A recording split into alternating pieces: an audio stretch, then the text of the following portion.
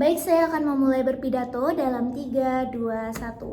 Apa yang akan terjadi dengan seorang anak yang harus gagal dalam seleksi perguruan tinggi hanya karena angka yang tertulis dalam kertas ujian satu kali saja? Apakah kemampuan mereka dapat tercermin dari satu kalian ujian tersebut saja? Juri, kita tahu bahwasanya dunia pendidikan perguruan tinggi membutuhkan mahasiswa-mahasiswa yang kreatif, reflektif, dan memiliki rekam jejak yang nyata, di mana kualitas tersebut dapat tergambar melalui seleksi portofolio yang akan kami tawarkan. Di sini kita akan membahas cara terbaik menyeleksi mahasiswa yang masih bergantung pada angka-angka yang sifatnya pasif dan sempit, sehingga kami merasa bahwa saya seleksi portofolio di sini akan lebih adil, akurat, dan relevan yang sesuai dengan kemampuan nyata mereka. Karena portofolio memberikan ruang yang lebih adil dan inklusif bagi siswa dan beragam kondisi untuk menjalankan potensinya.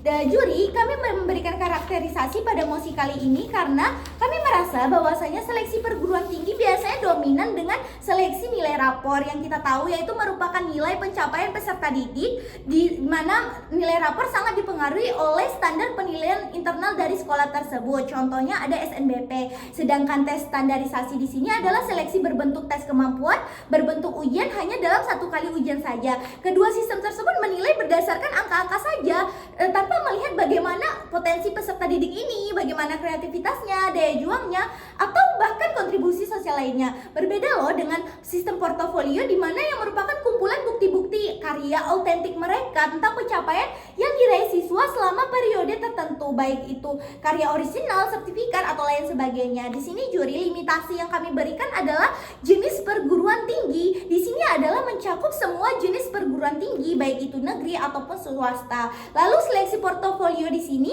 berisikan bukti verifikasi dan pengalaman yang bertujuan sebagai alat seleksi utama yang menggantikan nominasi nilai rapor ataupun tes standar yang biasa kita gunakan. Di sini kami tim pemerintah tidak menolak sepenuhnya adanya tes-tes nilai rapor atau standar tersebut, tetapi kami akan membuktikan bahwasanya sistem portofolio ini hadir dan lebih layak dijadikan standar utama dalam seleksi perguruan tinggi karena lebih adil dan komprehensif. Selamat datang di argumen inti tim pemerintah, di mana satu, kami merasa bahwasanya hadirnya sistem portofolio di sini dapat mengurangi ketimpangan sistem pendidikan yang tidak merata, juri. Di mana kita anggap saja begini, ada seorang anak yang harus mati-matian mengejar nilai agar memenuhi standar perguruan tinggi nilai yang mereka tuju tersebut.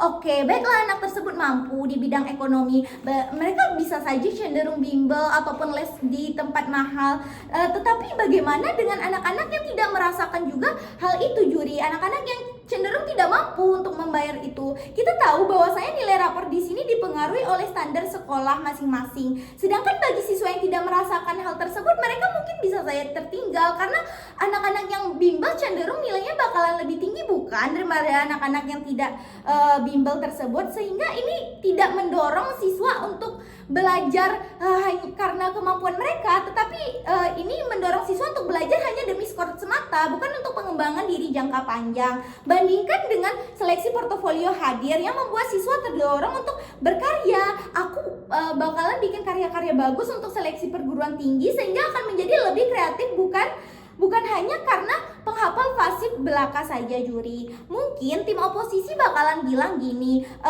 mereka mengkhawatirkan bagaimana portofolio bisa dipakai, kan bisa aja dipalsuin. Tidak semua siswa bisa bikin karya hebat. Tetapi ketahuilah, juri, bahwa sejak awal portofolio yang kami maksud di sini adalah portofolio yang sesuai dengan standar yang sudah terverifikasi dan memiliki sistem penilaian objektif tersendiri, sehingga kenapa karya mereka itu dapat mampu layak terima di sistem perguruan tinggi.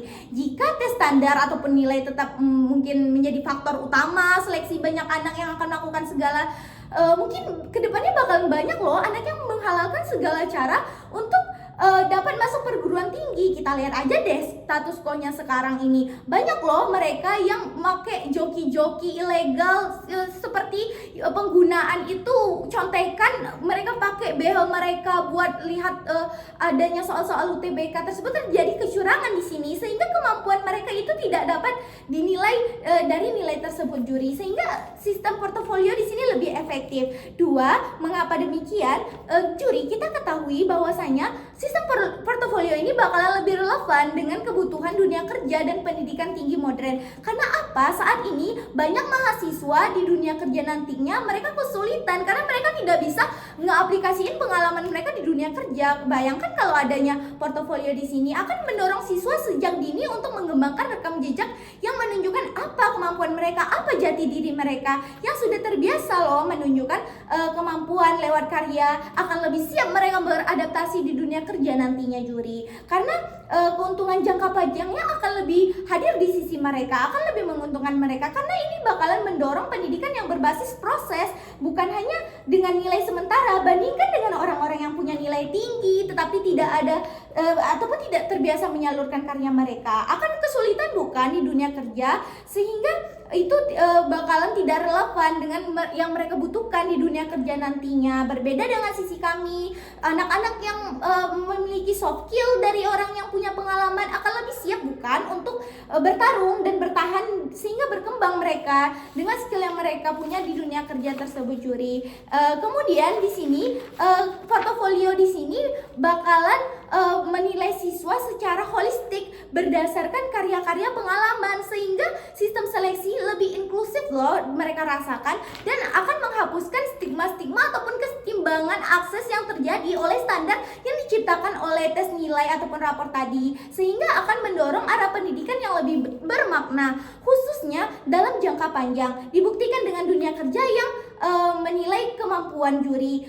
Sehingga di sini kami tidak hanya menawarkan sistem seleksi baru, tetapi kami di sini hadir untuk mendorong visi pendidikan yang lebih manusiawi dan transformatif, sehingga kami merasa bahwa sistem portofolio di sini hadir bakalan lebih menguntungkan di dunia pendidikan, sehingga bangga menjadi tim pemerintah.